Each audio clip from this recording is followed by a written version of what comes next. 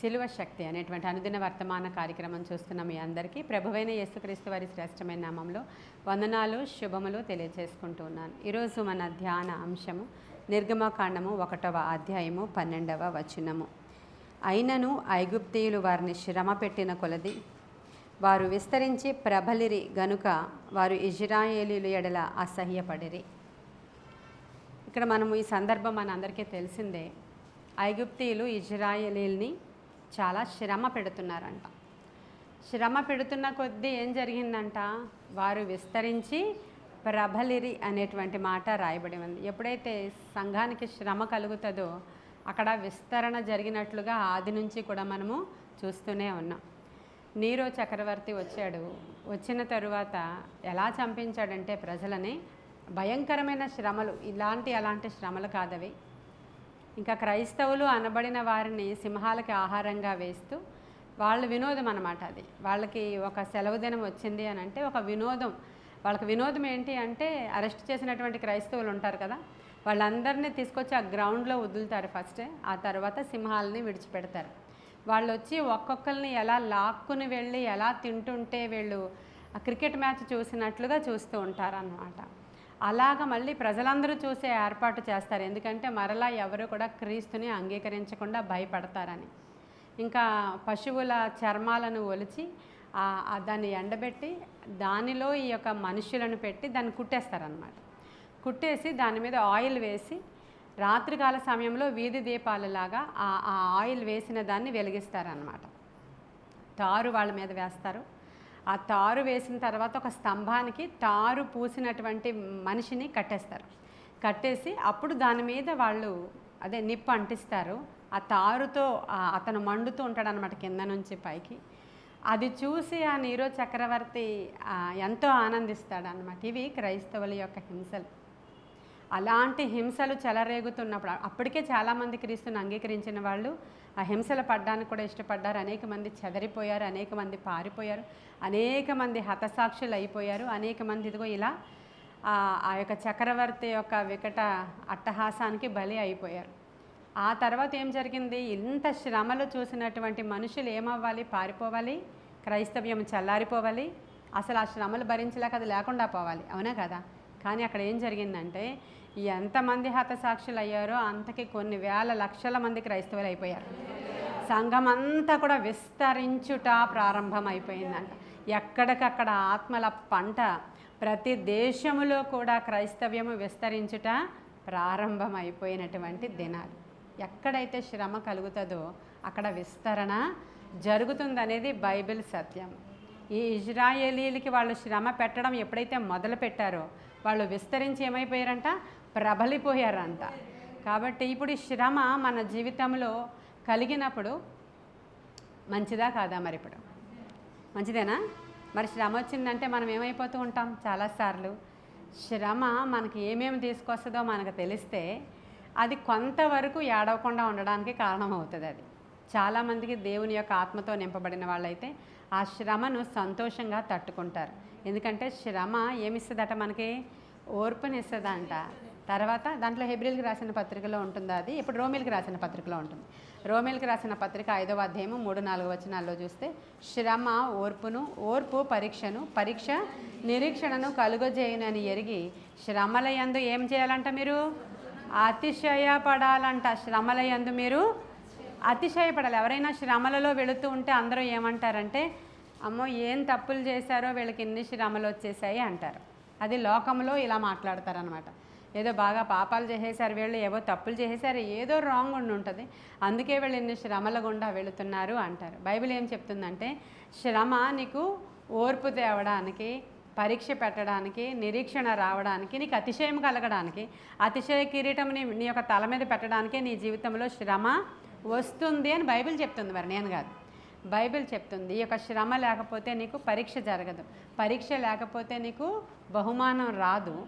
కాబట్టి ప్రభువే శ్రమల చేత శోధింపబడి విధేయత నేర్చుకున్నాడంట. మన దేవుడే శ్రమల ద్వారా ఏం నేర్చుకున్నాడంట, విధేయత. ఆయన దేవుని కుమారుడు అయ్యుండి ఆ శ్రమల ద్వారా ఆయన విధేయత నేర్చుకున్నాడు. శ్రమల ద్వారా మనకి మేలు జరుగుతుంది. మేలు 119వ కీర్తనలో 71వ వచనంలో ఇలా రాయబడి ఉంది, నేను నీ కట్టడలను నేర్చుకొనున్నట్లు శ్రమ నొందియుండుట నాకు మేలాయెను. నేను నీ కట్టడలను నేర్చుకొనున్నట్లు శ్రమ నుండుట నాకు మేలైంది అని చెప్తున్నాడు ఆయన. అంటే ఈ శ్రమ రావడం వల్ల ఈ యొక్క కీర్తనకారుడు ఏమి నేర్చుకున్నాడంట? దేవుని యొక్క కట్టడలను నేర్చుకున్నాడంట. ఈ శ్రమ వచ్చిన తర్వాతే నేర్చుకున్నాడంట. శ్రమ రాకముందు ఆయన ఎలా ఉన్నాడో ఆ పైన వచనమే చూపిస్తుంది మీకు. 67 చూడండి.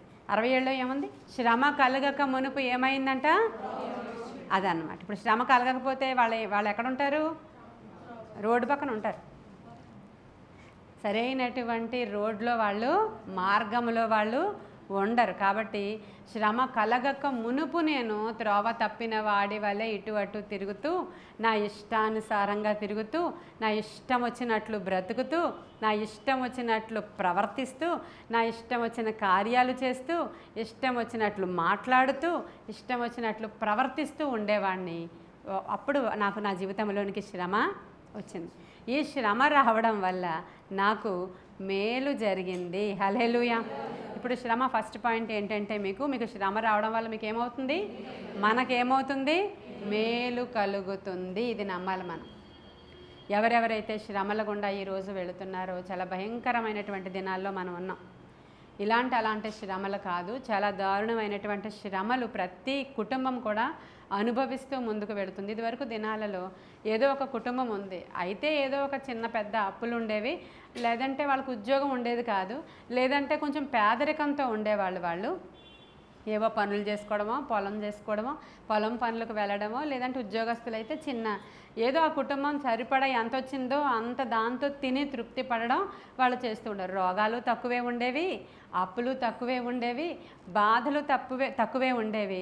ఎవరు కూడా ఇంట్లోంచి లేచి వెళ్ళిపోయిన పిల్లలు ఎవరు కూడా ఉండేవాళ్ళు కాదు. కాబట్టి తల్లిదండ్రులకు కడుపు కోత కూడా తక్కువగానే ఉండేది. ఇవన్నీ ఒక దినాలు అంటే ఇదివరకు దినాలలో ఒక 40 సంవత్సరాలు వెనక్కి వెళితే ఇలా ఉండేది. ఈ 40 సంవత్సరాల తర్వాత మనం చూస్తే ప్రతి ఇంట్లో శోధన ఉంది, ప్రతి ఒంట్లో శోధన ఉంది, ప్రతి ఇంట్లో ఏడుస్తున్నారు తల్లిదండ్రులు. ఇప్పుడు మన ప్రమీల గారి ప్రార్థన చేసినట్లు టెక్నాలజీ ఎక్కువైపోయింది. అంతా కూడా అరిచేతిలోనికి పాపం చేసేటువంటి ఫెసిలిటీ అరిచేతిలోనే, నీ చేతిలోనే ఉంది. ఇంక 24 గంటలు నువ్వు పాపం చేయడానికి ఎక్కడో ఇంట్లోంచి బయటికి వెళ్ళాల్సిన అవసరత లేదు. ఈ ఫోన్లోనే నువ్వు మాట్లాడుతూనే పాపం చేసేస్తూ ఉంటావు, ఫోన్లో చూస్తూనే పాపం చేసేస్తూ ఉంటావు, ఫోన్లో వింటూనే పాపం చేసేస్తూ ఉంటావు. ఇవన్నీ పాపాలు. ఫోన్లోనే అప్పులు చేసేస్తూ ఉంటావు, ఫోన్లోనే నీ ఇంటికి రుణాలు వచ్చేస్తూ ఉంటాయి, ఫోన్లోనే నువ్వు అన్నిటిలోనూ కూడా బుక్ అయిపోతూ ఉంటావు. అవునా? ఫోన్లోనే అన్నీ చేసేస్తున్నారు. ఈ ఫోన్లోనే పాపం అంతా కూడా జరిగిపోయి శోధన ఎలా వచ్చేసింది. అసలు ఎంతటి శ్రమల పాలైపోతున్నారు కుటుంబాలు. నిన్నటి దినాన చాలా నిన్న ఈవినింగ్ నాకు తెలుస్తుంది అన్నమాట, చాలా ఆత్మహత్యలకు ప్రేరేపించబడే ఆత్మ తిరుగుతున్నట్లు.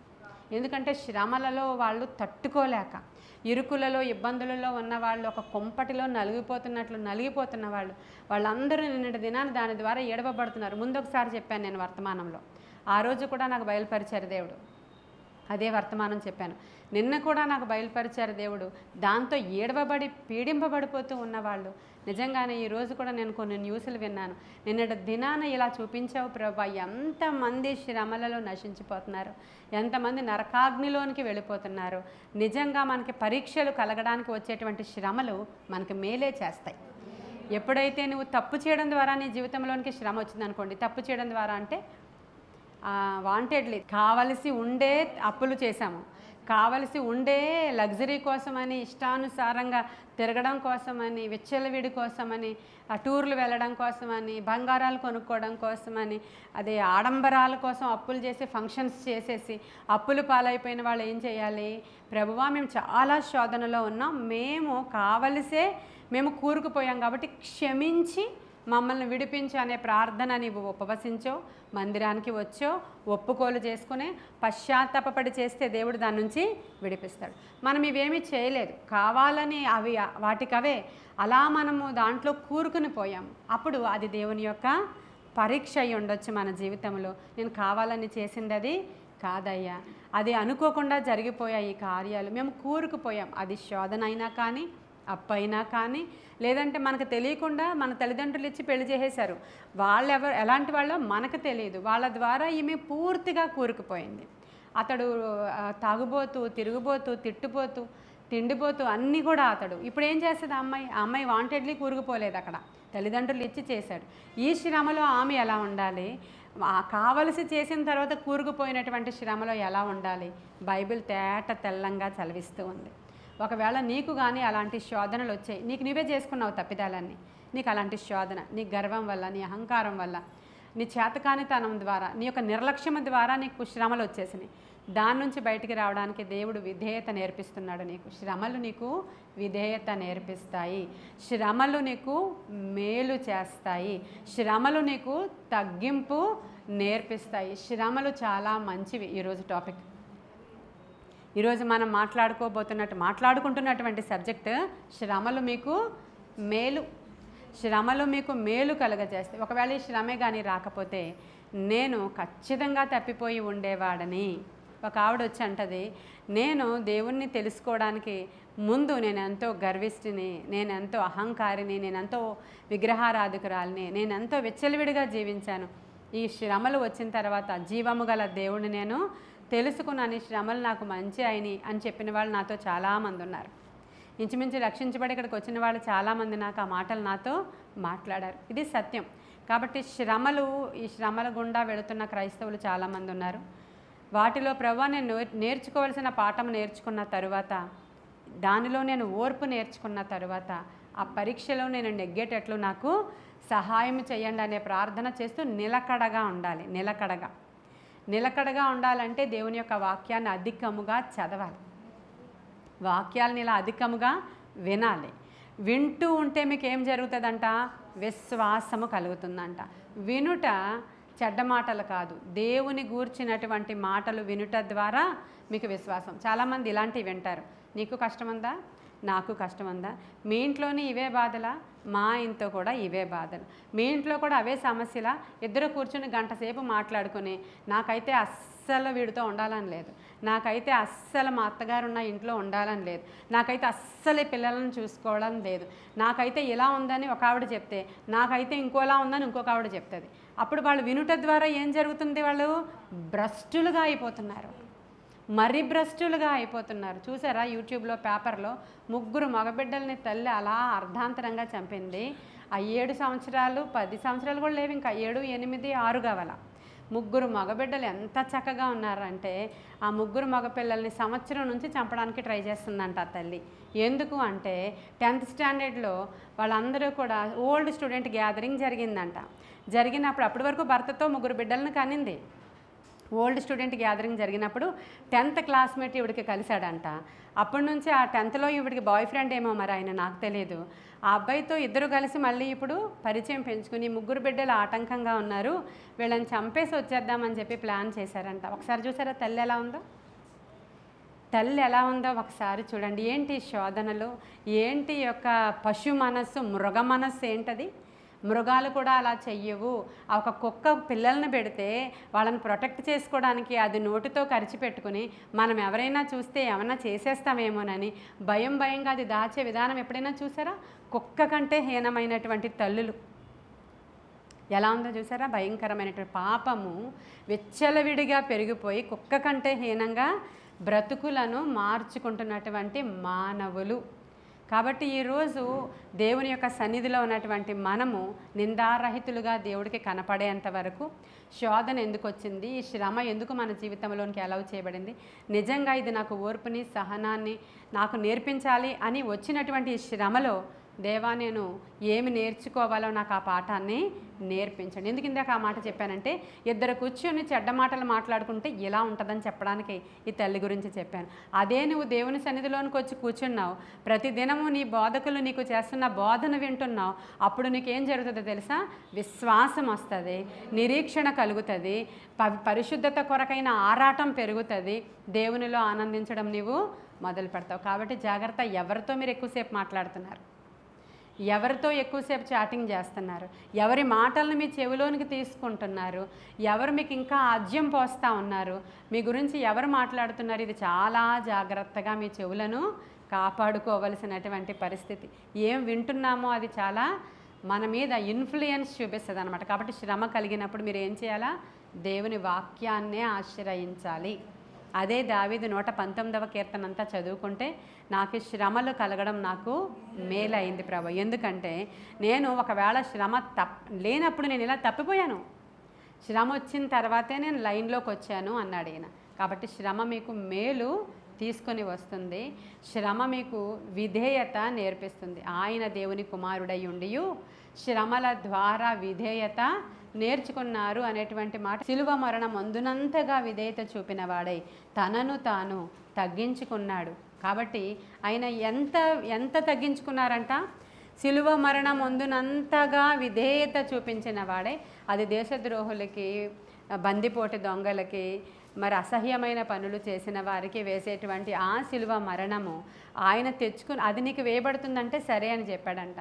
ఈ గిన్నె నా యొద్ద నుంచి ఏమైనా తీస్తావా ప్రభు అంటే, లేదు లేదు నువ్వు అది త్రాగాలి అన్నాడు ప్రభు. అంత తగ్గింపులోనికి నువ్వు వెళ్ళాలి అంటే సరే అన్నాడు. అది విధేయత. ఆ శ్రమల పాత్ర నా దగ్గర నుంచి ఏమైనా తొలగిస్తావా ప్రభు అని అడిగాడు. లేదు లేదు అది నువ్వు తాగాల్సి ఉంది, అంత ఆ శిలువ మరణం ముందునంతగా నువ్వు తగ్గించుకోవాల్సి ఉన్నది అంటే సరే అని ఆయన విధేయత చూపించాడంట. విధేయత చూపించడం ద్వారా దేవుడికి వచ్చినటువంటి, యేసుక్రీస్తు ప్రభు వారికి వచ్చినటువంటి ఫలితము ఫిలిప్పీలకు రాసిన పత్రిక 2వ అధ్యాయము 8 నుంచి 11 వచనాలు ఉంటుంది. అందుచేత పరలోకమందున్న వారిలోను, భూమి మీద ఉన్న వారిలోను, భూమి క్రింద ఉన్న వారిలోను ప్రతి నాలుక, ప్రతి మోకాలు యేసు నామమున వంగునట్లుగా దేవుడు అధికముగా ఆయనను హెచ్చించెను. హల్లెలూయా. శ్రమ మీకు హెచ్చింపును తీసుకొస్తుంది. శ్రమ మీకు మేలు చేస్తుంది.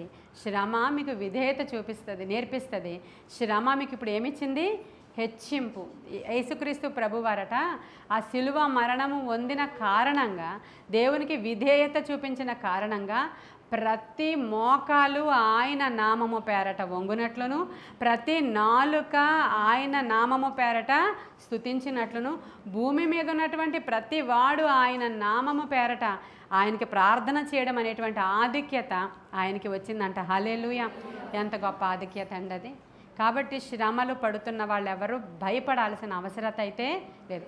ఆయన చంపేడు మనల్ని, ఆయన మనల్ని చంపడు. కొద్ది కాలము మీరు శ్రమ పడిన పిమ్మట మిమ్మల్ని పూర్ణులుగా చేస్తాడు. ఈ కొద్ది కాలంలో మీరు లోబడట్లేదు అనుకోండి, మీరు లొంగట్లేదు అనుకోండి, మీరు అస్సలు సరెండర్ అవ్వట్లేదు అనుకోండి, ఏ విధేయతలు చూపించమని దేవుడు చెప్పాడో దానికి వ్యతిరేకంగా మీరు బూతు మాటలు మాట్లాడుతూ, మీరు ఇతరులను శపించేస్తూ, మీరు దేవుడి మీద తిరుగుబడిపోతూ, దేవుడిని తోలనాడుతూ, దేవుని సేవకులను తిట్టేసుకుంటూ, శ్రమలో ఫ్రస్ట్రేషన్లో ఎలా ఉంటుందంటే ఎవరు కనబడితే వాళ్ళని తిడతారు. కొంతమంది కావాలనే దేవుని సేవకులను తిడతారు. అది ఎంత పెద్ద శాపమో వాళ్ళకి అస్సలు అర్థం కాదు వాళ్ళకి. ఇవన్నీ వాళ్ళు శ్రమల కాలంలో అన్నీ బాగున్నప్పుడు అన్నీ బాగుంటాయండి, బాగోలేనప్పుడే కదా మనం ప్రూవ్ చేసుకోవాలి. కాబట్టి ఇలాంటి అన్నీ చేసుకుంటూ వెళ్ళిపోతూ ఉంటారు. కాబట్టి ఇప్పుడు ఈ శ్రమ మనకి ఇన్ని మంచి గుణ లక్షణాలని తీసుకుని వస్తుంది. శ్రమ మనకి హెచ్చింపునిస్తుందంట. అది అంటే శ్రమల ద్వారా మనము కుమారత్వాన్ని పొందుకుంటామంట. చూడండి ఒకసారి హెబ్రీయులకు రాసిన పత్రిక 12వ అధ్యాయము 8వ వచనము. కుమారులైన వారందరూ శిక్షలో పాలు పొందుచున్నారు, మీరు పొందని ఎడల దుర్బీజులే కానీ కుమారులు కానేకారు.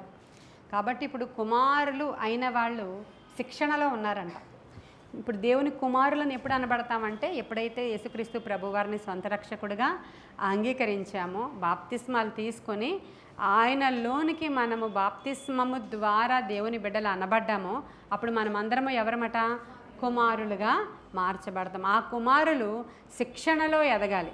శిక్షణలో ఎదగకపోతే వాళ్ళు దుర్బీజులే కానీ కుమారులు అనబడరు. అంటే ఇప్పుడు ఈ యొక్క శ్రమల ద్వారా, శిక్షణ ద్వారా మనము కుమారత్వపు హక్కుని పొందుకుంటున్నాం. హల్లెలూయా. అవి కానీ లేకపోతే మనము సాధు చేయబడము. ఇప్పుడు మీ పిల్లలందరికీ పరీక్షలు జరుగుతున్నాయా? ఇప్పుడు ఆవిడ ప్రార్థన చేసింది కదా, ఇంజనీరింగ్కి ఇదిగో పలానా డేట్ నుంచి జరగబోతుంది, 10th వాళ్ళకి మొన్న జరిగింది, ఇప్పుడు ఇది జరిగింది, ఇది జరిగింది. ఈ పరీక్షలన్నీ కూడా ఎంత చక్కగా మీ పిల్లలను పరీక్షలకు అప్పగిస్తున్నారండి. మీరు కష్టపడుతున్నారా? పిల్లలు చదువుకుంటున్నారా? రాత్రంతా చదువుకుంటున్నారు, పొద్దున్నంతా చదువుకుంటున్నారు, ట్యూషన్కి పంపిస్తున్నారా, సంవత్సరం అంతా చదువుతున్నారా? ఎండలో ప్రార్థనకు వస్తే పాపం ఎండలో ప్రార్థనకి వెళ్తున్నారు అంటుంటారు. ఎంత ఎండలైనా మీ పాస్టమ్ గారు ప్రార్థన పెట్టేశారా? అదే ఎండల్లో, మండుటి ఎండల్లో వాడికి ఇంత బాక్స్ పెట్టి వాళ్ళకి కోచింగ్ సెంటర్లకు పంపించేస్తుంటారు. మండుటి ఎండలు ఇంతే బాక్స్ అడిగి సాయంకాలం వరకు ఉండు. ఎవరి కోసం ఉండవు, నువ్వు చదవాలి, చదవకపోతే అవ్వదు, కావాలంటే ఇంకో బాక్స్ పెడతాం, బ్రేక్లో ఇది కొనుక్కోలే, 100 రూపాయలు తీసుకో, అంతేగాని ఇంటికి రాకు. ఎంత శిక్షణ అండి, ఎంత శిక్షణ ఇస్తున్నారా లేదా చెప్పండి తల్లిదండ్రులు? ఎండలో ఈ శిక్షణ కోసం వాడిని పంపించేస్తారంట, అది చదువు అంట. కాబట్టి అది రేపొద్దున్న పొట్టకూటి కోసం అండి. మరి చదువు లేకపోతే ఉద్యోగం ఎలాగని? అసలు ఏమీ లేకుండానే ఆకాశ పక్షులను ఎలా పోషిస్తున్నానో చూడు. అవి వెత్తవు, కోయవు, కొట్లలో కూర్చుకొనవు, వాటికి గరిసె లేదు, కొట్లు లేదు, అయినప్పటికీ నీ పరమ తండ్రి వాటిని పోషిస్తున్నాడు కాడా? నీ జీవనం ఏ పాటిది? ఇంతలోనే కనబడి అంతలోనే మాయమైపోయే నీకు నేను పోషించలేనా? నీ తల వెంట్రుకలన్నీ నేను లెక్కించాను, ఒక్క వెంట్రుక రాలిపోయినా నాకు లెక్క, నీ గురించి నాకు తెలియదా అని అడిగే దేవుణ్ణి ఎండలో రావడానికట ఎంత కష్టపడిపోతారో చెప్పలేను నేను. నిన్ను పోషిస్తున్నది ఆయన, నిన్ను బ్రతికించింది ఆయన, నీకు ఊపిరిచ్చింది ఆయన, నీకు ఉద్యోగం ఇచ్చింది ఆయన, నీ 4,000 5,000 లోపలికి వెళ్ళడానికి సహాయం చేసింది ఆయన. అన్నీ ఉండి తినలేని వాళ్ళు బోడు మంది ఉన్నారు, అసలు అరగలేని వాళ్ళు చాలామంది ఉన్నారు, అసలు అన్నం తినలేని వాళ్ళు చాలామంది ఉన్నారు, మీకు తెలుసో లేదో. ఇన్ని అవలక్షణాలతో ఉన్న నిన్ను పోషిస్తున్న తండ్రిని మర్చిపోయి ఈ దేవుని సన్నిధికి వచ్చేటప్పటికే లెక్కలు, మీకు దేవుని సన్నిధికి రావడానికే డబ్బులు లెక్కలు, ఎండ లెక్కలు, వాన లెక్కలు, ఇక్కడ సరిపోవట్లేదు, సఫకేటింగు, ఇదంతా కూడా ఇరుకైపోయింది, వెళ్ళడం మానేద్దాం, ఇవన్నీ ఎప్పుడు దేవుని మందిరానికి, దేవుని మందిరానికి. అదే చదువుకోవడానికి, ఉద్యోగానికి, వ్యాపారానికి, వీటికి ఇవేమీ కూడా అడ్డులు రావు. అందుకే దేవుడు బాధపడుతున్నాడు. చూసావా ఆ ప్రజలందరూ ఎలా ఉన్నారో? ఒక్కడూ తిన్నగా లేడు. నడినెత్తి నుంచి అరికాలు వరకు దొంగ ఆలోచనలే, తలంపులన్నీ దొంగవే, ఆలోచనలంతా చెత్తవే. ఆకాశమా విను, భూమి ఆలకించు. ఒక పశువు దాని యొక్క కామందును చూసి ఎంత ఎండలో నడిపించుకెళ్ళినా వెళ్ళిపోతుంది, అంతేనా? పశువుకు తెలిసినంత నా ప్రజలకు తెలియదు అని ఆకాశానికి భూమికి చెప్పుకుంటున్నాడు యేసయ్య. చదివారా యెషయా గ్రంథంలో ఈ మాటలు ఉంటాయి. అదే అలాంటి పశువుతో పోలుసాడు అనమాట. దాని కామంది ఎవరో ఆ పశువుకి తెలుసు, వెంబడించి వెళ్ళిపోద్ది. నా బిడ్డలు నన్ను ఎరుగరు, వాళ్ళు నా కోసం కష్టపడరు అని ఆయన చెప్తున్నాడు. అంటే శ్రమల గురించి మాట్లాడుతున్నాను. ఆ శ్రమ కలిగినప్పుడు శ్రమలో మనము కానీ ఓర్చుకొని, ఆ ఓర్పులో సహనాన్ని నేర్చుకొని, నిరీక్షణను తీసుకొని దేవుని కొరకు మనము ఖచ్చితంగా నిలబడితే, కొన్ని రోజులు కరువు వస్తే రానియండి, 3 పూటలు తినేది 2 పూటలు తిందాము, లేదంటే ఒక పూటే తినండి. 5 డ్రెస్సులు ఎవ్రీ ఇయర్ కొనుక్కుంటారేమో, ఒక డ్రెస్ కొనుక్కోండి, ముందు అన్నీ ఉన్నాయి కదా. అబ్బే ఏది తక్కువ రాకూడదు. తక్కువ వచ్చిందంటే ఇంట్లో పళ్ళాలు ఎగిరిపోతాయి, ముఖాలు మాడిపోతాయి. ఇప్పుడు శ్రమలో వెళుతున్న వాళ్ళందరికీ చెప్తున్నాను నేను, అది రోగమే కానీ, కరువే కానీ, ఖడ్గమే కానీ, హింసే కానీ, బాధే కానీ, ఉపద్రవమే కానీ, ఏదైనా సరే దేనికి భయపడాల్సిన అవసరం అయితే లేదు. ఈరోజు ఒకవేళ మన విధేయత ద్వారా వస్తే ప్రభు దగ్గరికి వెళ్ళి నిన్నవే పట్టణస్తుల్లాగా అడగండి, ఇది నా విధేయత ద్వారా, చేతకాని తనం ద్వారా, నేను చేసిన తప్పు ద్వారా ఈరోజు ఈ పనిష్మెంట్ నేను అనుభవిస్తున్నాను. ఎప్పుడైతే పశ్చాత్తాపము ఒప్పుకోలు వస్తుందో వెంటనే దేవుడు రెస్పాండ్ అవుతాడు. ఇది అనుక్షణం చెప్తున్నాను నేను, అనుక్షణం చెప్తున్నా. ఈ నా పరిస్థితికి నేనే కారణమయ్యా, ఈ నా పరిస్థితికి నా యవ్వనంలో చేసిన తప్పులే నాకు కారణమయ్యా, ఈ నా పరిస్థితికి తెలిసి చేసిన తప్పులే కారణమయ్యా, ఈ నా పరిస్థితికి తెలిసి చేసిన అప్పులే కారణమయ్యా, ఈ నా పరిస్థితికి తెలిసి నేను నా నోటిని ఇంకొకళ్ళ మీద పారవేసుకుని ఈర్ష్యతో ద్వేషంతో మాట్లాడిన మాటలే కారణమయ్యా అని మీరు తెలుసుకున్నారనుకోండి, వెంటనే దానికి పరిహారం ఉంటుంది. ఆ పరిహారం చెల్లించేసుకుని దేవుని దగ్గర మీరు ఉపవాస ప్రార్థన, విజ్ఞాపన ప్రార్థన చేస్తే మరి కొన్ని రోజులు ఉంటుంది ఆ పనిష్మెంట్ పీరియడ్. అప్పుడు అంతా మీరు ఇంకా తగ్గిపోవాలి. తగ్గి ఆ బూడిద పూసుకోవడం అంటే ఏంటి, గోనెబట్ట కట్టుకోవడం అంటే ఏంటి, తగ్గింపు అన్నమాట. తగ్గిపోయి అన్నీ నేర్చుకొని దేవుని వాక్యాన్ని ఆశ్రయిస్తే పర్టికులర్ టైం అంటూ ఉంటుంది, సరైన సమయం అంటూ వస్తుంది. ఆ టైంలో దేవుడు ఖచ్చితంగా మనల్ని విడిపించి బయటికి తీసుకొస్తారు, సువాసనతో తీసుకొస్తారు, బంగారంలాగా తీసుకొస్తారు. ఏంటంటారు, ఆ అగ్ని మంట కేవలం బంగారానికే ఉంటుంది, సీసానికి ఉండదు. సీసము తెలుసా, దానికి ఉండదు. వాళ్ళు అవిశ్వాసులు, వాళ్ళు బంగారానికే మంట పెడతారు తప్ప ఊరికే ఒట్టి మెటల్స్కి మంట పెడితే అక్కడే మెల్ట్ అయిపోతాయి. కాబట్టి శ్రమలలో వెళుతున్నవారు బంగారంలాగా బయటికి వస్తారు. హల్లెలూయా. కాబట్టి శ్రమలలో మీరు విధేయత, మేలు, మరి ఓదార్పు, మరి మంచి ఏమంటారు తగ్గింపు నేర్చుకోవాలని దేవుడు కోరుకున్నారు. స్టెఫన్కి ఘనత వచ్చిందండి శ్రమల ద్వారా. స్టెఫన్కి ఘనత వచ్చింది. యోబుకి సౌందర్యం వచ్చింది. యోబు గారు సౌందర్యం పొందుకున్నాడు. యోబు ముందు పిల్లలు పుట్టారా లేదా? వాళ్ళు చనిపోయినప్పుడు చాలా అందమైన వాళ్ళు చనిపోయారని రాసుందా మీకు? లేదు లేదు, మామూలుగా బిడ్డలు చనిపోయారు. ఇప్పుడు ఈయన శ్రమల కొలిమిలో నేను సువర్ణము వలె పుటము వేయబడుతుంది అంటాడు ఆయన. ఆ శ్రమలలో నేను కాల్చబడుతూ ఉన్నాను, నా విమోచకుడు నన్ను విడిపిస్తాడు, నేను శ్రమ పొందిన పిమ్మట సువర్ణంగా నేను బయటకు వస్తాను అన్నాడు. ఆ శ్రమల కాలం అయిపోయిన తర్వాత యోబుకి విపరీతమైనటువంటి సౌందర్యం వచ్చింది. బంగారం ఎలా కనబడుతుంది? అందంగా కనబడుతుంది. అది చూస్తే మీ కళ్ళని మెరుస్తాయా? మెరుస్తాయి కదా, ఒక్కసారి మెరుస్తాయి కదా. అలాగా ఆయన దాంట్లోంచి బయటికి రాగానే ఆయనకి చాలా సౌందర్యం వచ్చింది.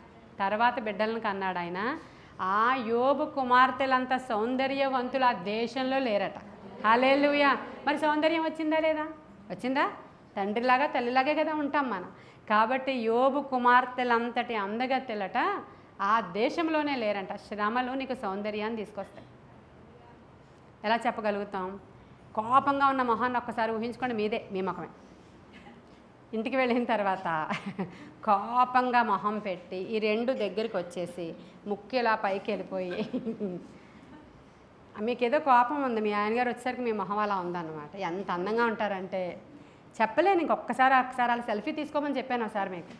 మీరందరూ అలా ఉన్నప్పుడు ఒక సెల్ఫీ తీసుకొని అది మీ వాట్సాప్ పిక్ కింద పెట్టుకుంటే చూసుకున్నప్పుడల్లా సౌందర్యం పెరిగిపోతుంటుంది మీకు. అలా ఉన్నప్పుడు ఎలా ఉంటారు? కోపం పోయిందనమాట. ఇప్పుడు శ్రమల ద్వారా ఈవిడ కోపాన్ని జయించింది, కొంచెం సౌందర్యం వచ్చింది కదా. ఇప్పుడు తరువాత తగ్గింపు. గర్విష్ఠుల ముఖం తెలిసిపోద్ది. మీకు తెలుసా గర్విష్ఠులు ఎలా ఉంటారో? కళ్ళు ఎక్కడ ఉంటాయి? నెత్తి మీద ఉంటాయి, ఉండాల్సిన ప్లేస్లో ఉండవు. నెత్తి మీద ఉంటాయి, మెడ ఎలా ఉంటుంది? స్ట్రైట్గా నుంచి ఉంటుంది. అవును కదా. బయటికి వెళ్ళినప్పుడు లోపల ఉన్నప్పుడు నన్నే చూడాలన్నట్లు ఉంటారా? గర్వం అన్నమాట అది, గర్వం. చూడండి నాకే కారు ఉంది, చూడండి నాకే అందం ఉంది, చూడండి నాకే ఇంత అందమైన కూతుర్లు, నాకే ఇంత అందమైన కొడుకులు, నాకే ఇంత అందమైన హస్బెండ్. ఇంకెవ్వరికి లేదు ఇంత అందమైన హస్బెండ్ ఈ చర్చిలో, ఇంకెవరికి లేరు, నాకే ఉన్నారు. లేరనుకుంటున్నారా? అలాంటి వాళ్ళు లేరనుకుంటున్నారా మీరు? హస్బెండ్ని బట్టి అతిశయి ఫోజులు కొట్టేస్తుంటారు అన్నమాట. భార్యను బట్టి అతిశయించడం, అసలు పిల్లల్ని బట్టి, వాళ్ళ ఉద్యోగాలను బట్టి, పిల్లల అందాలను బట్టి, వాళ్ళ చదువులను బట్టి, వాళ్ళకున్నటువంటి వ్యాపారాన్ని బట్టి, ఉద్యోగాలను బట్టి, పిల్లలకు వచ్చిన ఉద్యోగాన్ని బట్టి. పిల్లలు ఎక్కడో ఫారెన్లో స్టడీస్ చేస్తుంటే వీళ్ళకి ఇక్కడ కళ్ళు ఎక్కడ నెత్తి మీద ఉంటాయి కళ్ళు. ఇవన్నీ కూడా అప్పుడు వాళ్ళ రూపురేఖలు మారిపోతాయండి. నేను అదే చెప్తున్నాను మీకు. గర్విష్టి వాళ్ళ మొహం తెలిసిపోద్ది. ముఖం చూసి చెప్పేయగలం మనం. గర్విష్టి ముఖం, కోపిష్టి మొహం, అసూయతో ఉన్న మొహం, ఈర్ష్య ఉన్నప్పుడు నవ్వగలుగుతామా? అస్సలు లోపల నుంచి మండిపోతుంటుంది అన్నమాట. లోపల నుంచి అన్నీ మండిపోతుంటే బయటికి నవ్వుతారు, కానీ ఆ నవ్వు తేట తెల్లమైన నవ్వు కాదు, స్పష్టమైన నవ్వు, అచ్చమైన నవ్వు కాదు. ఈ ఫీలింగ్స్, ఈ ముఖం అంతా నాకు బాగా తెలుసు అనమాట. నా చుట్టూ ఉన్నారు కొందరు, అన్ని రకాల నవ్వులు తెలుసు నాకు. నేను చూస్తుంటాను, ఓహో ఈరోజు అది జరుగుతున్నట్లుంది ఇక్కడ అనుకుని నేను వచ్చేస్తుంటాను అంతే. ఇవన్నీ కూడా నేను చూస్తుంటాను. ఈ మొహం ఈరోజు ఇలా ఉందంటే సంథింగ్ రాంగ్, అదే ఉండొచ్చు అని కొంతమంది మనుషులను నేను చూస్తూ ఉంటాను. మనం అదే చిరునవ్వుతో మనం వచ్చేయాలి. అదే చిరునవ్వుతో, అదే మంచి ప్లెజెంట్గా ఉన్నటువంటి ముఖంతో మనము మామూలుగా వచ్చేస్తూ ఉండాలి. ఇప్పుడు ఇవన్నీ పోతాయి అన్నమాట అండి. శ్రమలు వచ్చినప్పుడు నీకు కోపం తగ్గిపోయింది, నీకు శ్రమలు వచ్చినప్పుడు నీకు అసూయ తగ్గిపోయింది. నేర్పించారన్నమాట దేవుడు దీంట్లో. ఈ శ్రమలు వచ్చినప్పుడు నీకు అదే గర్వం తగ్గిపోయింది. ఈ శ్రమలు వచ్చినప్పుడు నీకు మంచి హంబుల్నెస్ వచ్చింది నీ జీవితంలో కదా. నేర్పించారు దేవుడు, మెడను వంచారు దేవుడు. అపవిత్రత పోయింది, అపరిశుద్ధత పోయింది. పవిత్రత, ప్రభువు వలె పవిత్రులుగా మనం మార్చబడ్డాం. ఆయన సారూప్యములోనికి మార్చబడ్డాం. హల్లెలూయా. ఆయన సారూప్యంలోకి మార్చబడితే మన ప్రభు పెట్టివాడంట 10,000లో సుందరుడంట. హల్లెలూయా. ప్రభువు సారూప్యములోనికి మనం మార్చబడిపోతే మోషే 40 దివారాత్రులు ప్రభుతో మాట్లాడడానికి వెళ్ళాడు. ప్రభుతో మాట్లాడడానికి వెళితే ప్రభువు ఆయన మాట్లాడుకుంటున్నారు. ఆయన ఎట్టివాడో, ఆయన ఎలా ఉన్నాడో, ఆయన మాట ఎలాంటిదో, ఆయన ఇలా దగ్గరికి వస్తే ఇప్పుడు చూడండి సెల్ ఫోన్ దగ్గరగా పెట్టుకొని మాట్లాడుతూ ఉంటే సెల్ ఫోన్ అస్తమాను దగ్గరగా ఉంచుకుంటే ఆ రేడియేషన్తో చాలా ఇబ్బంది అయిపోతుందంట, మీ ముఖం నల్లగా అయిపోద్దంట. తెలుసా మీకు ఆ సంగతి? పాపం చాలామంది యవ్వనస్తులు అమ్మాయిలకు తెలియదేమో, దగ్గర పెట్టుకుని దుప్పటి లోపల పెట్టుకొని ముఖం ఇలా పెట్టుకుని మాట్లాడేస్తుంటారు. నల్ల కాకుల్లాగా బయటకు వస్తున్నారు అన్నమాట. ఎన్ని రాస్తే ఏముంది తర్వాత, అది 4 రోజులే రాసి రాసి రాసి మళ్ళీ నల్లగా అయిపోతారు వాళ్ళు. దానికి కారణం తెలియదు, వాళ్ళ సెల్ ఫోన్ ఇలా ముఖంలో పెట్టుకుని మాట్లాడేసుకుంటూ ఉంటారు.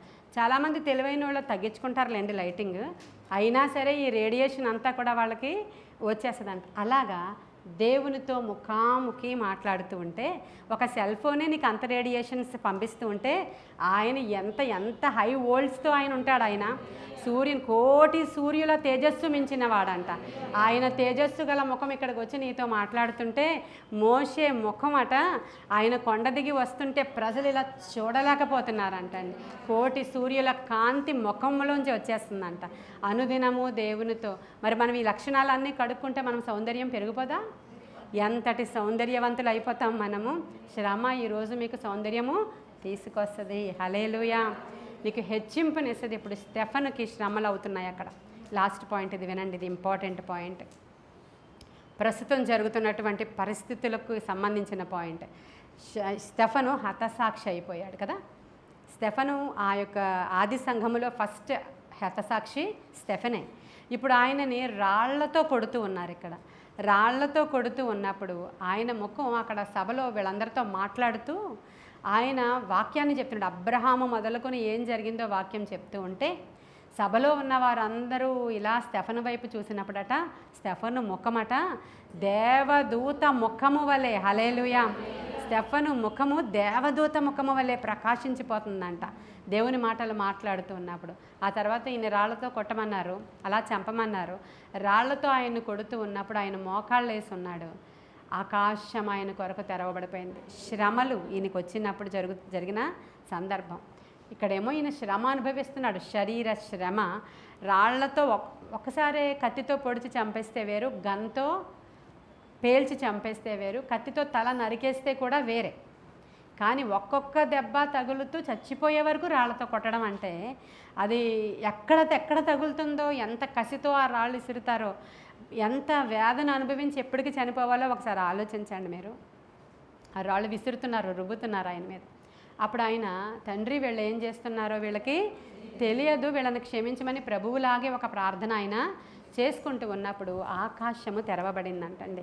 ఈ శ్రమ జరుగుతున్నప్పుడు ఆకాశము తెరవబడి తండ్రి మహిమ సింహాసనం కనబడుతుందంట. సింహాసనం అంతా మహిమతో కనబడుతుందంట. సింహాసనం ప్రక్కన యేసుక్రీస్తు ప్రభువారు ఆ మేఘం దగ్గరకు వచ్చి 2 చేతులు ఇలా పెట్టి వెల్కమ్ చెప్పడానికి నిలవబడ్డారంట. చూసారా మీరు అక్కడ? ఆయన వెల్కమ్ చెప్పడానికి ప్రభువు నిలవబడ్డారు. సింహాసనం మీద తండ్రిని చూడలేనంత వెలుగుతో సింహాసనం కనబడుతుంది. ఇప్పుడు ఇది ఓర్చుకుని వీళ్ళని క్షమించడానికి, అక్కడికి వెళ్ళడానికి అవసరమైన శక్తిని ఇవ్వడానికి పరిశుద్ధాత్ముడు స్టెఫను లోపల ఉన్నాడు. హల్లెలూయా. మొత్తం పిక్చర్ అంతా కనబడుతుంది అక్కడ మీకు. శ్రమ అంతటి సొగసును తీసుకొస్తుంది మనకి. తండ్రి మనతో ఉండేటువంటి భాగ్యం కలుగుతుంది మనకి. శ్రమలు మీకు మేలు అని చెప్పాడు దేవుడు. ఈరోజు శ్రమల్లో వెళుతున్నవాడు కృంగిపోతున్నారు, కృషించిపోతున్నారు, తిరగబడిపోతున్నారు దేవుడి మీద. తప్పిదాలు ఇంకా తప్పిదం పైన తప్పిదం చేసేస్తున్నారు, తన్నేస్తున్నారు దేవుని గుండెల మీద. అసలు నువ్వు లేవు పో అంటున్నారు దేవుణ్ణి. నేను ప్రార్థనే చేయను అవతలకు పో అంటున్నారు వాళ్ళు, శ్రమ కలిగిందని. ఇప్పుడు మనకి ఇక్కడ అంత హాట్ టాపిక్గా జరుగుతున్నటువంటి ప్రవీణ్ పగడాల గారి ఇష్యూ అది జరుగుతూ ఉంది. ఆయన 24 సంవత్సరాల అధ్యయనం, 24 సంవత్సరాల పుస్తకాల అధ్యయనం, అదే అన్ని మత గ్రంథాల అధ్యయనం 24 ఇయర్స్ కూర్చొని ఆయన అధ్యయనం చేశాడు. ఆయన 25 ఇయర్స్ నుంచి ఆయనకి ఇప్పుడు 45ఏనంట. ఆ ఏజ్ వచ్చే వరకు ఆయన అధ్యయనం చేస్తే తలంతా పండిపోయిందంట. ఆయనకి అధ్యయనంలో పండిపోయిందంట. ఆయన బాగుంది అంటే రంగు వేసుకున్నానని చెప్పాడు ఆయన తర్వాత. అవును, మరి 40 ఏళ్లకే పండిపోతే రంగు వేసుకోకపోతే. కాబట్టి అంతటి అధ్యయనం ఆయన చేసిన తర్వాత సంపాదించిన జ్ఞానంతో మాట్లాడడం మొదలుపెట్టాడు ఆయన. మతాలకు అతీతంగానే మాట్లాడాలనుకున్నాడు ఆయన. అతీతంగానే మాట్లాడుతున్నాడు. కానీ ఏమేమి ఉన్నాయో గ్రంథాలలో వెలుపలికి తీసుకొచ్చేసరికి అందరికీ చాలా కోపము, ఆయన మీద కక్ష, ఈర్ష్య వచ్చి ఎన్నోసార్లు నిన్ను చంపేస్తామని బెదిరింపులు వస్తూ ఉంటే, అమెరికాలో ఇల్లు అమ్ముకొని వచ్చినప్పుడు అందరూ అడిగారంట, అక్కడ నీకు చాలా థ్రెట్ ఉంది కాబట్టి ఎందుకు వెళ్ళిపోతున్నావు నువ్వంటే, నా దేశం అంటే నాకు ఇష్టం, అక్కడ నా పని ఉంది, ఎంతవరకు దేవుడు నన్ను కొనసాగిస్తాడో అంతవరకు నేను కొనసాగుతానని ఆయన వచ్చేసాడు. చాలా సెమినార్లు చేశారు, చాలా డిబేట్స్ చేశారు, ఆయన చాలా డిబేట్లు చేశారు, చాలా జ్ఞానం ఇచ్చేటువంటి బోధలు చేశారు. అన్ని గ్రంథాలకి సంబంధించిన మాటలు మాట్లాడుతూ ఉన్నప్పుడు చాలా మంచి వక్త ఆయన. ప్రవక్త కాదు, వక్త అంటారు దాన్ని. అలా మనకు తెలుసా ఆయన? నిజం చెప్పండి, నాకైతే తెలియదు ఆయన ఎవరో, ఎవ్వరికీ తెలియదు. క్రైస్తవ వరల్డ్లో ఆయన ఏ ఊర్లకి వెళ్ళారో వాళ్ళకే తెలుసు. రక్షణ ఛానల్ ఎవరైతే రెగ్యులర్గా చూస్తారో వాళ్ళకి తెలుసంట, ఎవరికి తెలియదు. నాకు రీసెంట్గా ఒక 2 నెలల క్రితం స్త్రీలను పరిచర్య తప్పు కాదు, ఇది రైటే, స్త్రీలు చెయ్యొచ్చు అనేటువంటి ఒక డిబేట్లో ఆయన మాట్లాడుతూ ఉంటే, ఎవరైనా అని అప్పుడు చూశాను నేను. ఎవరైనా ఇంత బాగా మాట్లాడుతున్నారు, ఇంత టాలెంటెడ్గా మాట్లాడుతున్నారు, ఇంత రాయల్గా ఉన్నారు, చాలా చక్కగా మాట్లాడుతున్నారు, క్రైస్తవ్యంలో ఈయన ఎవరు నేను ఎప్పుడు చూడలేదే అని ఆ రోజే 2-3 ఎక్కడెక్కడ ఉన్నారో ఆయన పేరు తడుముకొని చూశాను 2 నెలల క్రితం. చూసిన తర్వాత చాలా మంచిగా అనిపించింది. కానీ నాకు చూసే అంత తీరిక నాకు ఉండదు కదా, నాకు ఎక్కువ పని ఉంటుంది కాబట్టి నేను చూడలేదు. ఇంకా ఆయన ఎవరు అనేది చూశాను, ఆగిపోయాను. ఆయన ఎవరో ఎవరికి కూడా తెలియదు. ఇప్పుడు మహా గొప్ప శ్రమ ద్వారా ఆయన మరణించాడు. చాలా శ్రమ కలిగి ఉంటుంది ఆయన మరణించినప్పుడు. ఎంత హింసించారో మనకు తెలియదు, ఎలా చనిపోయారో మనకు తెలియదు, ఎలా కొట్టారో మనకు తెలియదు, ఎలా యాక్సిడెంట్ అని అంటున్నారు. కానీ క్రైస్తవులు ఎవరు యాక్సిడెంట్ అని ఒప్పుకోవట్లేదు, వాళ్ళలో మనం కూడా ఉన్నాం. కాబట్టి అదంతా ఎలా జరిగిందో, ఎంత శ్రమ ఈరోజు ఆయన మీదకి వచ్చిందో తెలియదు. కానీ ఆ శ్రమ ఆయనకి తీసుకొచ్చిన ఘనత తెలుసా మీకు? ఈరోజు చనిపోయిన రోజు నుంచి ఈ రోజు వరకు 11వ రోజో 12వ రోజో, ఆ రోజు నుంచి ఈ రోజు వరకు అన్ని ఛానల్స్లోనే ఆయనే. ఇది వరకు ఆయన రక్షణ ఛానల్కే తెలుసు, ఇది వరకు ఆయన యూట్యూబ్లో కొంతమందికే తెలుసు. ఈరోజు అసలు ప్రవీణ్ పగడాల అని మన నోట్లో నుంచి వస్తే మన దేశమే కాదు, ఇతర దేశాలే కాదు, ఇతర రాష్ట్రాలే కాదు, ఆయన ఎవరు అనేటువంటి సర్చింగ్ అంట గూగుల్ తట్టుకోలేకపోతుందంట. ఆయన అందరు గూగుల్ని అడుగుతున్నారు, ఆయన ఎవరు అని అడుగుతుంటే మొత్తం ప్రపంచవ్యాప్తంగా అన్ని న్యూస్లు పక్కన పెట్టేసి అసలు ఆయన ఏమేమి మాట్లాడారో ఆ వాక్యాలు ఇంకొక న్యూస్లో ఎందుకు వేస్తారు, ఇంకొక ఛానల్స్లో ఎందుకు వేస్తారు, హిందూ ఛానల్స్లో ఎందుకు వేస్తారు, అవన్నిటిల్లోనూ ఆయన యొక్క వర్తమానాలు వచ్చేస్తున్నాయి. ఇప్పుడు మొత్తం వరల్డ్ వైడ్ ఆయన ఎవరో తెలిసిపోయింది. ఆయన ఏం చెప్పాడు, గ్రంథాలలో ఏముందో చెప్పాడు, ఆయన ఏ లేఖనాలను పరిశీలించాడు, ఆయన ఎంతటి ఘనుడు, ఆయన ఎంతటి ధనవంతుడు, ఆయన ఎంతటి పేదలను ఆదరించేవాడు, ఆయన ఎంతటి విద్యావంతుడు, ఆయన ఎన్ని పుస్తకాలను చదివాడు, ఆయన ఎంతటి గొప్పవాడు, ఎంతమంది పేదలను ఆదరిస్తున్నాడు. ఇది వచ్చి ఎవరైనా బోరపెట్టి అరిచినా ఎవరో వినరు. ఆయన జీవితకాలం అంతా బ్రతికినా కూడా ఆయన సగం మందికే తెలుస్తారు. ఆయన చనిపోయిన తరువాత ఆయన రక్తము మాట్లాడుతూ ఉంది. ఇది శ్రమలో ఉన్నటువంటి బ్యూటీ. క్రైస్తవులు బ్రతుకుట క్రీస్తే చావైతే హల్లెలూయా అంతే తప్ప ఆయన ఎందుకు చనిపోయాడు, మన దేవుడు కాపాడుకోలేకపోయాడా, ఆయన వెళ్ళి అక్కడ చేపట్టి లాక్కు రాలేదా, అక్కడున్న రౌడీని తనలేదా యేసయ్య, ఇది కాదండి. క్రైస్తవ్యం టోటల్గా డిఫరెంట్. అలాగని చూస్తూ ఊరుకునేవాడు మన దేవుడైతే కానే కాదు. దీనిలో ఎంతో అర్థం ఉంటుంది, పరమార్థం ఉంటుంది. ఆయన చేసిన పనికి ఫలితంగా దేవుడిచ్చిన అవార్డు ఏంటంటే, అసలు సైంటిస్టులు మాట్లాడుతున్నారు, అసలు ఇంజనీర్లు మాట్లాడుతున్నారు, ఈరోజు డాక్టర్లు మాట్లాడుతున్నారు, ఏమంటారు దేశ నాయకులు మాట్లాడుతున్నారు, దేశంలో రాజకీయ పార్టీలు అన్నీ కూడా మాట్లాడుతూ ఉన్నాయి, పోలీసు వ్యవస్థ అంతా ఒకసారి ఇలా ఊగుతుంది, ఇంటర్నేషనల్ సమస్య అయిపోయింది. ఆ దేశం నుంచి లాయర్లు వస్తున్నారు ఇప్పుడు మన దేశానికి, అక్కడ ఈ యొక్క ఏమంటారు కేసుని అక్కడ ఫైల్ చేశారు, అక్కడ నుంచి అడ్వకేట్లు దిగి వస్తున్నారు. ఏం చెప్పాలి ఇంకా? ఒక మనిషికి ఇంతకంటే ఘనత ఎప్పుడైనా వస్తుందా? అందరము చనిపోవలసిందే. మనం అడ్వర్టైజ్ అవ్వడం కోసం యూట్యూబ్లో ఎన్నో డోంట్ మిస్ ఈ ప్రోగ్రామ్ తప్పకుండా చూడండి అని పెడతారు. ఎందుకని? వాళ్ళు అక్కడ ఘనపరచబడాలి, ఆ ప్రోగ్రాం చూసి అమ్మో ఎవరో ఈయన అని తెలుసుకోవాలి అని. అసలు అదేమీ అక్కర్లేదు. ఆయన శ్రమ ఆయనకి ఘనతని తీసుకొచ్చింది. హల్లెలూయా. కాబట్టి అంటే ఇది అంటే చచ్చిపోతే మనకు మంచి పేరు వస్తుందా అంటే, భక్తిహీనుల చావు ఎవరో చూడరు, నీతి మంతుల మరణము దేవుని దృష్టికి హల్లెలూయా ఘనమైనది. నీతి మంతుల మరణం ప్రతిరోజు కూడా ఒక ఏమంటారు, ఒక ఫుట్బాల్ మ్యాచ్ చూసినట్లు, క్రికెట్ మ్యాచ్ చూసినట్లు ఈ ఫుటేజ్ ఏంటి, ఈ ఫుటేజ్ ఏంటి, ఎంతవరకు వచ్చాడు ఆయన రోడ్డు మీద, ఆ బార్ షాప్కి వెళ్ళింది ఆయనేనా, ఈ షాపులో ఉన్నది ఆయనేనా అంటే ఇంకోసారి ఇంకొక ఛానల్ చెప్తుంది ఆయన కాదు, ఆయన డూపు, ఆయన బండి కాదు, ఆయన బండిదే, ఆయన ఏంటి ఇంకా రోజున ఈవెన్ మన ప్రధానమంత్రి చనిపోయినా సరే 2 రోజులే చెప్తారు ఛానల్స్లో. 2 రోజులు, రాష్ట్రపతి చనిపోయినా సరే 3 రోజులే సంతాప దినాలు, మీకు తెలుసా 3 రోజులే. కానీ ఒక దైవజనుడు దేవుని కొరకు హతసాక్షి అయిపోతే 4 రోజులైనా సరే అదే టాపిక్. హల్లెలూయా. అన్ని ఛానల్స్లో అదే టాపిక్. అది దేవుని బిడ్డలకున్న ఆధిక్యత. మనము గొప్ప చేసుకోవాల్సిన అవసరత అయితే లేనే లేదు. నీవు ఇప్పుడు మనకి ఒకవేళ సంఘానికి హింస కలిగితే కలగవచ్చు, క్రైస్తవుల మీదకి ఉపద్రవాలు వస్తే రావచ్చు, కానీ ఆ శ్రమ మనకి మేలే. ఆ శ్రమ క్రైస్తవ్యాన్ని పరిమళింపజేస్తుంది. ఎవ్వరు కూడా ఆపజాలరు, గొప్ప ఉజ్జీవ జ్వాలలు రగులుతాయి. కాబట్టి ఈ మాటలన్నీ కూడా మనం జ్ఞాపకానికి తెచ్చుకుందాం. ఈ శ్రమ అనేటువంటి వర్తమానము ద్వారా దేవుడు మనతో మాట్లాడాడు. కాబట్టి శ్రమల యందు మీరు అతిశయించండి అని చెప్తున్నాడు పౌలు. కాబట్టి ఎవరైతే మీరు శ్రమలలో వెళుతున్నారో అమ్మోయ్ బాబోయ్ అని ఏడవకుండా తట్టుకునే శక్తిని ఆయన ఇస్తాడంట, వాటిలోనే తప్పించుకునే మార్గాన్ని కూడా ఆయన చూపిస్తాడంట.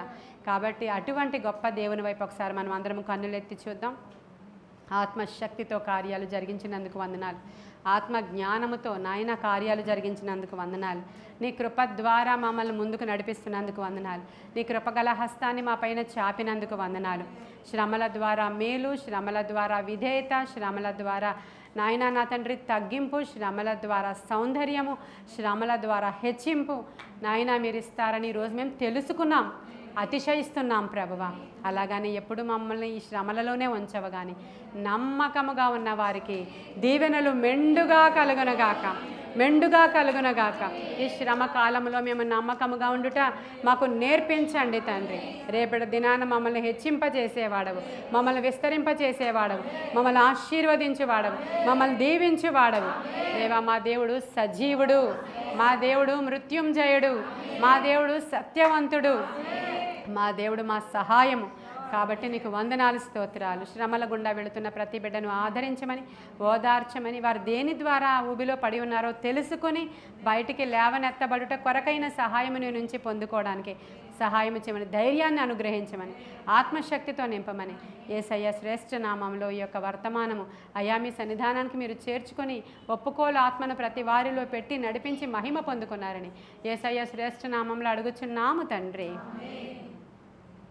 God bless you.